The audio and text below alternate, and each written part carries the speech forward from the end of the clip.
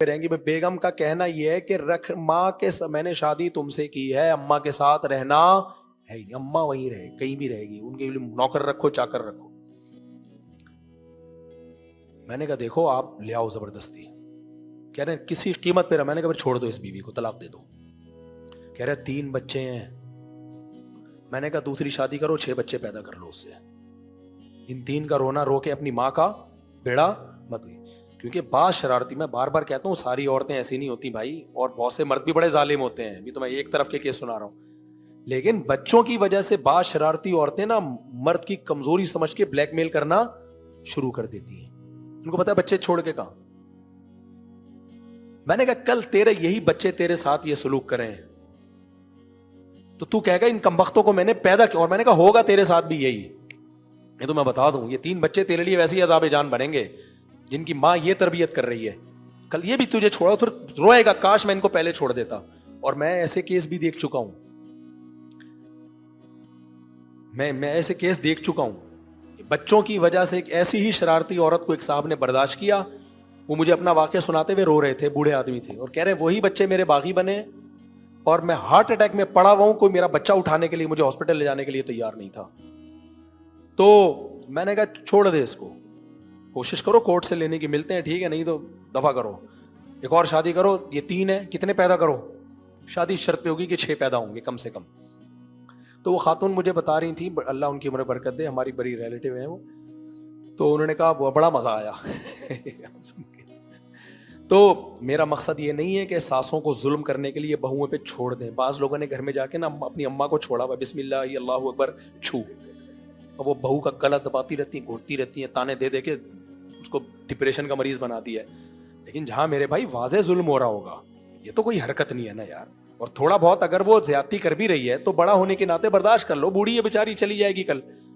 ایک اور دبئی میں بھی ایسا کیس ہوا تھا, وہاں بھی ایک صاحب نے کہا یار میری ماں اکیلی رول رہی ہے, میری بیوی کسی قیمت پہ تیار نہیں ہے. میں نے کہا چھوڑ دے بیوی کو, نہ اللہ نہیں چھوڑے گا تجھے قیامت کے دن, چھوڑ دے اس کو. تو ایسی شدید مجبوری ہو پھر کس کو ترجیح دینا ہے, ماں کو ترجیح. اور بیوی کو بتاؤ کہ کل تمہارے ساتھ بھی تو ہوگا, کیا اپنے بچوں کو سکھا رہی ہو تم. تو کسی پہ بھی ظلم نہ ہونے دو, نہ ماں کی وجہ سے بیوی پہ ظلم ہونے دو, نہ بیوی کی وجہ سے ماں پہ ظلم ہونے دو. اور دوسری بات, بڑوں اور چھوٹوں میں جب کوئی گڑبڑ ہوتی ہے تو تھوڑا کمپرومائز چھوٹوں کو کرنا پڑتا ہے, سمجھ رہے ہو, تب گھر بستا ہے. بڑوں کو زیادہ مجبور نہیں کیا جاتا, وہ تو ایک عادت پہ سیٹ ہو چکے ہوتے ہیں. چھوٹوں کو میں برداشت ہوتی ہے, جوان ہوتے ہیں, ان کو کہا جاتا ہے بھائی بوڑھے ہیں برداشت کر لو. تو کمپرومائز چھوٹوں کو کرنا پڑتا ہے.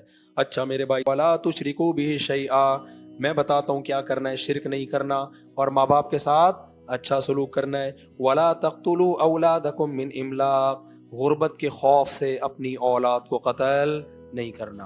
اور اسی آیت کے تحت علامہ ابن کثیر نے لکھا کہ حمل گرا دینا غربت کے خوف سے, یہ بھی اسی میں داخل ہے.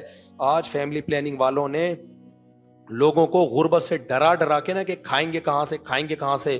اللہ کو اس پہ بہت غصہ ہے کہ پیدا ہوتے ہی ماں کی چھاتیوں میں دودھ پیدا کر کے بتا دیتا ہوں کہ میں رزاق ہوں, تو پھر کیلکولیشن کیوں کر رہے ہو بیٹھ کے, مجھے چھوڑ کے کیلکولیٹر کو فوکس کیوں کر رہے ہو. تو اس لیے اللہ نے فرمایا نحن نرزقکم وإیاہم, ہم تمہیں بھی رزق دیں گے اور ان کو بھی رزق دیں گے. تو کبھی بھی غربت کے خوف سے بچے مت روکیں, یہ اللہ پر الزام ہے. لوگ اس کو ہلکا سمجھتے ہیں لیکن اللہ کی نظر میں یہ بھاری. ویسے ہی آپ اولاد نہیں کر رہے, آپ کو چاہیے نہیں, ایک الگ بات کروں, یہ تو بہت بڑا کس پہ الزام لگا رہے ہو.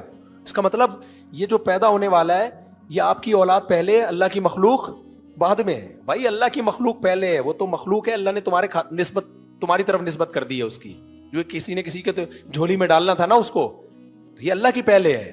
تبھی ماں اپنی چھاتیوں میں دودھ تھوڑی پیدا کرتی ہے, کون پیدا کرتا ہے, اس کو پتا ہے جیسی پیدا ہوگا. تو اس سائن ہے کہ جب یہ دودھ آئے گا, جب دودھ دے سکتا ہے تو سب چیزیں دے سکتا ہے.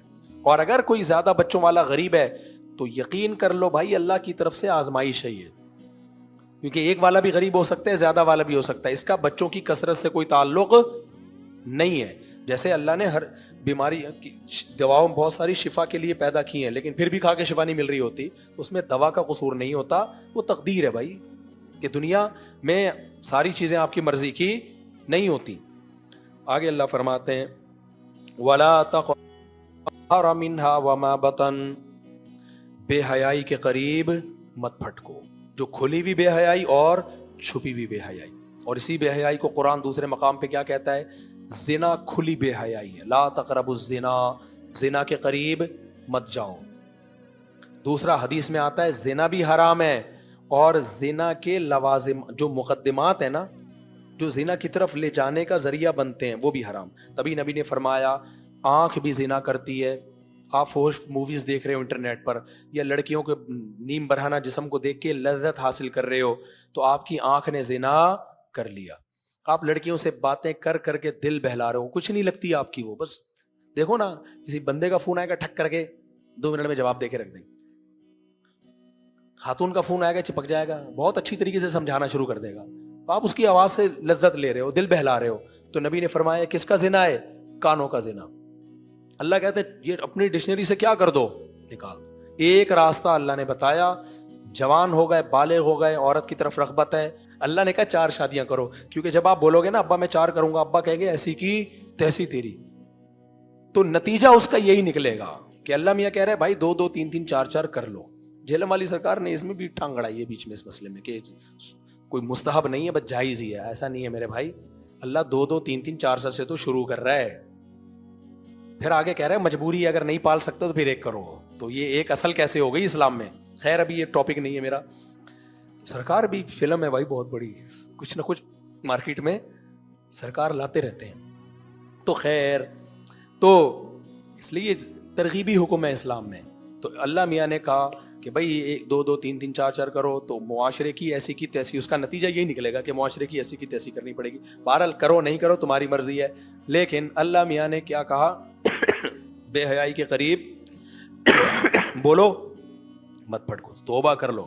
اور حلال میں جب کی طرف زیادہ جاؤ گے تو بے حیائی سے خود بخود کیا ہو جاؤ گے؟ کم ہو جاؤ گے اپنی. اچھا یہ بھی اسی میں داخل ہے، اگر آپ نہیں کر رہے ہیں نا دوسری، یا جلدی شادی نہیں کر رہے، اس میں ثواب کوئی نہیں مل رہا آپ کو، ثواب کوئی نہیں مل رہا آپ کو. کہ آپ کو میں چونکہ ایکچولی میں ہی ہوں تو ٹھیک ہے، تو ثواب نہیں مل رہا آپ کو اس پہ کوئی. تو ثواب تو نبی کی سنت میں ہی ہے. تو اس لیے آپ کو جبر کر کے اپنے آپ کو برائی سے روکنا پڑے گا. تو حلال میں اللہ نے وسعت رکھی ہے. بھائی ایک آدمی کو ڈر ہے کہ مجھے بھوک لگے گی میں تو چوری کروں گا، پیٹ بھر کے پیسے سے خرید کے حلال کھانا کھا لو. کم از کم یہ چوری کی ٹینشن سے جان کیا ہو جائے گی؟ چھوٹ جائے گی. تو یہاں بھی ایسا ہی ہے، حلال میں اتنی اللہ نے وسعت رکھی ہے کہ جب حلال سے آپ سیر ہو جاؤ تو حرام سے 100% بچت نہ بھی ہو نا، اس جیسی ٹھڑک نہیں رہے گی جو ہوتی ہے. گالی آ رہی تھی لیکن پی گیا میں، جو ان لوگوں کی ہوتی ہے جو خاص قسم کے ٹھڑکی ہوتے ہیں، ان کی ٹھڑک ختم ہو کے دے ہی نہیں رہی ہے.